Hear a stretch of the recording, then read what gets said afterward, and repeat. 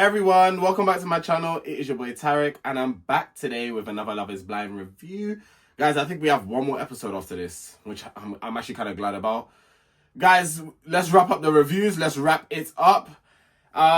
Today's review was quite short. Today's episode was quite short. But without further ado, if you're new to the channel, be sure to hit that subscribe button with the notification bell. So every time I upload, you guys are notified. As you already know, we're on the road to 10,000 subscribers. Without further ado, let's get straight into this review. So the ladies are choosing their wedding dresses and the men are choosing their suits. Robbie, who is Carl's friend, is very skeptical about the relationship with Sarova. These are Carl's friends, so they've known him for years. And they know how he is in terms of like relationships. He's never had relationships that are long lasting. You get some people who date for the sake of dating. You get some people who date to marry. And you just get people who just date because they like to date. Like some people just like to meet new people and date new people. Yeah, and his relationships have never lasted. So it's a thing where they're just, Robbie's very skeptical regarding this. It's confirmed that Javen and Katisha have left the experiment. I mean, that's no surprise. Look at how he treated her. Yeah, just look at how he treated her. Like, it's no surprise that they both left the situation. Well, she left and then he had no choice but to leave. Bardha looked absolutely amazing in her dress. I'm not going to lie, she looks very beautiful in her dress. And Bardha just reflects on having her mom, being able to be a part of this experience with her, because as we all know, her mom was very ill a few years back. And yeah, she's just counting her blessings as far as her mom. Obviously her dad as well, but especially her mom, as her mom was ill. Megan also looks really nice in her dress as well. Sarova looked like a princess though. I'm like I said, I'm not taking away from any of the other women, but Sarova, she looked like a princess. She's saying that she's kind of ready to move away from the cultural aspect of things, and she's ready to kind of go on her own journey. Like, remember, when you get married, you're basically giving away your child. Not giving them away in that kind of way, but you guys know what I'm trying to say. Like, you're handing them off to the man that's supposed to protect them. So, yeah.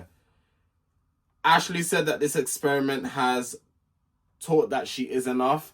And I feel like Ashleigh is in a predicament at the moment. She's very uneasy and she doesn't know where she stands. And that's probably the worst type of headspace or space or place to be in right now. When you're in these type of situations and scenarios, you don't want to be having second thoughts or second guessing. But I'm going to get to it when I get to it. But this is just like a little kind of thinking point for now. If you love somebody, you will do whatever it takes to make sure it works. And I'm going to leave it there. For now, we'll come back to that. Yeah, so Billy and his dad are now having a conversation. He knows that he loves Ashleigh, but he doesn't know if it's the right thing to do by marrying her. Guys, I'm going to say it now. I can see from tomorrow I'm going to have to drag Billy, and I don't want to, I really don't. But I'm going to have to drag him. I can see from tomorrow I'm going to have to drag him. Because I think, like I said, I think tomorrow is the last episode. I think there's 10 episodes. And then the reunion is on Sunday, which I've seen. The reunion is on Sunday. Yeah. I'm going to have to drag him. Because the way he's like... Anyway, later on in the debrief, we're going to get to it. But you're umming and ahhing. You're not ready. And me personally, I don't think he loves her like that. Because I'm telling you, if you love someone, you will make shit work. I learned that shit the hard way. Like, I thought I was in love with someone and I wasn't. It was lust. Lust feels like love, but it's not love. It camouflages itself as love for like a period of time. And then after a while it fades. Love never fades. So yeah, it's lust. His dad gave him some good advice, which I thought was some sound advice, actually. He said, don't build a wall. If you truly love her, then you will find a way. Exactly what I've been saying. If you really love someone, you'll make it work. So, me personally, do I think he really loves her like that? I don't think so. I think I think they're just enjoying each other's, well, from his aspect, I think he's just enjoying her company for the time being. But when shit hits the fan, I don't think he's actually going to be ready for that at all.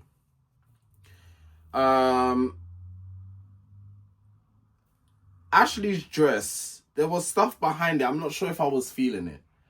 It looked a bit odd, the stuff sticking out. I don't know what it was. I don't know if it was either part of the dress or something to hold the dress together. But either way, I'm not feeling what was at the back of that dress. Then we get to the hen parties and we get to the stag do's. And Ashleigh is not feeling better at all about her situation. If I was Ashleigh, if I'm feeling uneasy, I would actually ask Billy to give me a direct answer. I don't know if you can do that, but I would ask Billy to give me a direct answer because I don't know what's happening. Like, how am I feeling this uneasy and we're like days away from the wedding? It's not making any sense. Like, I'm not feeling at ease. My mental's not at ease, but now I have to fake being happy at my hen do around other people when I'm not really happy like that. I'm like, my light has been dimmed, basically. Jed's friend said he would do good by having a strong woman in his life. And Jed and Bardha had their first argument. And the argument was basically when they went out for dinner, as Jed was getting dinner, he said to Bardha, don't worry, don't pay, I'm going to get dinner.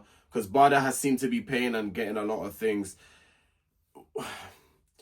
What Bardha needs to realize and what she needs to understand is for a man that's very traditional, and that's like, for a man that's like, let me say, quote unquote, the normal type of procedure as it goes. I don't even like saying procedure. That's the wrong. I can't figure out the words. I'm just finding any other word to fit in place. Let me just say traditional. Let me keep it traditional. For a man that's really traditional like that, for now a strong-minded woman to now come in and be the one to pay and do all this, you have to understand that's very hard for Jed to kind of wrap his head. It's hard for both of them because Jed has to get used to being with a strong, independent woman, and Bardha has to get used to being with a man like Jed. She's probably been in relationships where she's done everything and the man's kind of just sat back and put his feet up. Jed is not that type of man. He's very traditional. He's very old school. So he's adjusting to it, she also needs to adjust to the way he does things as well. And I think with that, when he tried to pay for the dinner, she ended up bringing out her card and paying anyway, even though they had a conversation about it before. And that's where Jed was upset. And then apparently on the cab ride back, it was very frosty and they barely spoke. It's good that they've had it. Like, it's good that they've had this disagreement now so they know how to conquer it in the future if stuff like this happens. Because me personally, it's a thing where it's like, if we've already had the discussion, why are you paying? I get that you're used to it, Bardha. I do get that. But it's like, it comes to a point where it's like, okay, we've communicated, but you're going against my wishes now. This is now where the problems are starting to come.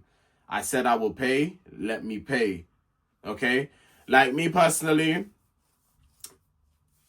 well, in the gay dating scene, things are slightly different, so I can't even make a comparison. But yeah, there's none of this. Unless you're with a guy that's like really in his feminine bag, like really, and I'm talking really in his feminine bag. You know, treat him like a princess and stuff like that. It's a bit different. But if you're dating with another guy that's more in his masculine bag, it's different. Like, I've been on dates with guys where we take it in turns to pay, or like. Yeah, I've mainly been on dates with guys where it's like we take it in turns to pay. It's not a matter of I'm paying or you pay. It's like we pay for what we got. Like, it's like this is the thing I love about gays, yeah? We don't look too deeply into this type of stuff. That's why y'all straights. That's why y'all look so deeply into this type of stuff. We don't look deeply into this type of stuff, which I'm glad about, to be honest with you.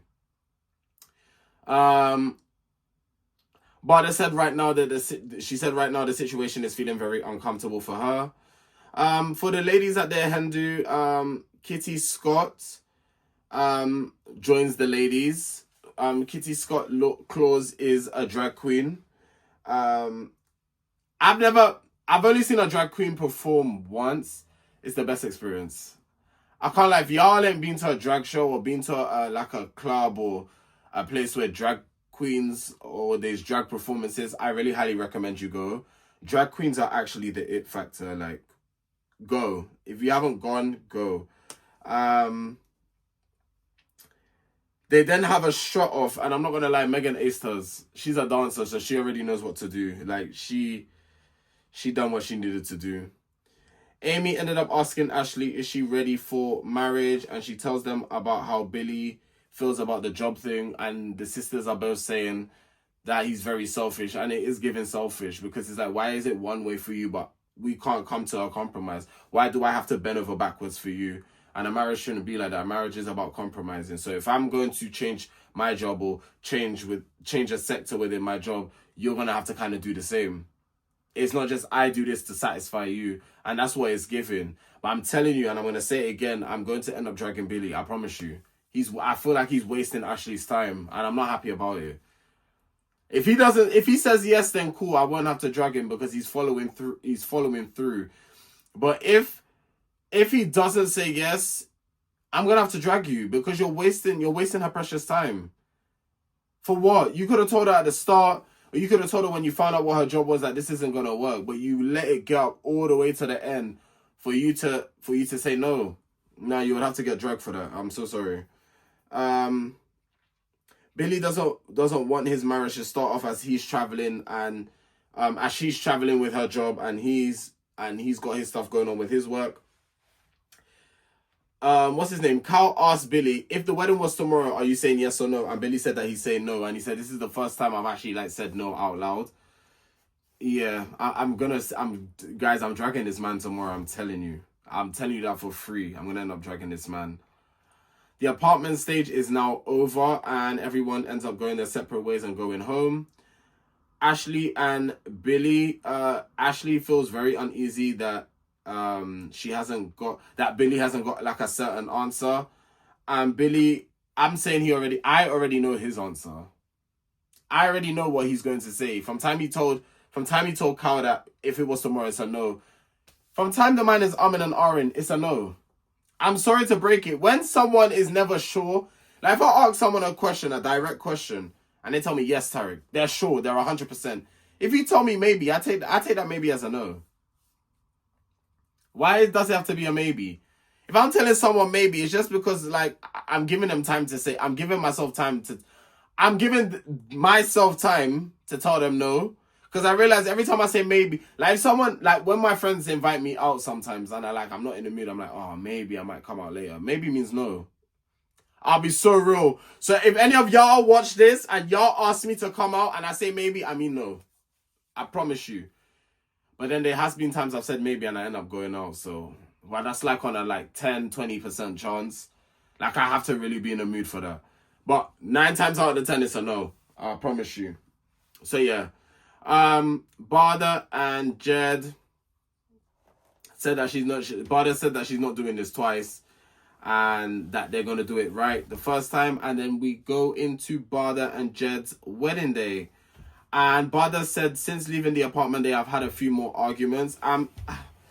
It's normal. It's normal. I feel like if they weren't arguing, it's too good to be true. It's normal. So it's good to see that they're arguing, but the real question that we need to be asking, are they managing to resolve the arguments once they've had them? She said that it's hard going back to normal life without Jed. Jed is stubborn and so is she. That's never good in a relationship, to have two stubborn people. One of you have got to be more of the reasonable, level-headed, but like more of the level-headed ones instead of being stubborn. Stubbornness gets people nowhere. It gets people nowhere. Jed is then sharing his thoughts and feelings at the altar. And just as they go to ask Bardha, do you take Jed to be your husband? It ends right there. And I guess tomorrow we find out the answer. Guys, this is just a pre-warning. Do not spoil it for me. I will watch it tomorrow and review it tomorrow. And with that being said, this concludes tonight's review. If you guys have enjoyed, don't forget to like, comment, share, and subscribe. As you already know, we're on the road to 10,000 subscribers. So be sure to join the motherfucking family. And I will see you guys tomorrow for the final episode. And I think from what I've seen on social media, the reunion is on Sunday. Speaking of the reunion, and I will mention this again tomorrow, Sunday, I'm not sure if I'm going to be. It depends. Sundays and maybe if my reunion recap will come out on Sunday. It might, if not Sunday, it'll definitely be Monday. I'm outside on Sunday, so yeah. Anyway, guys, it's been lovely talking to y'all, and I'll catch you guys on the next one. Take care.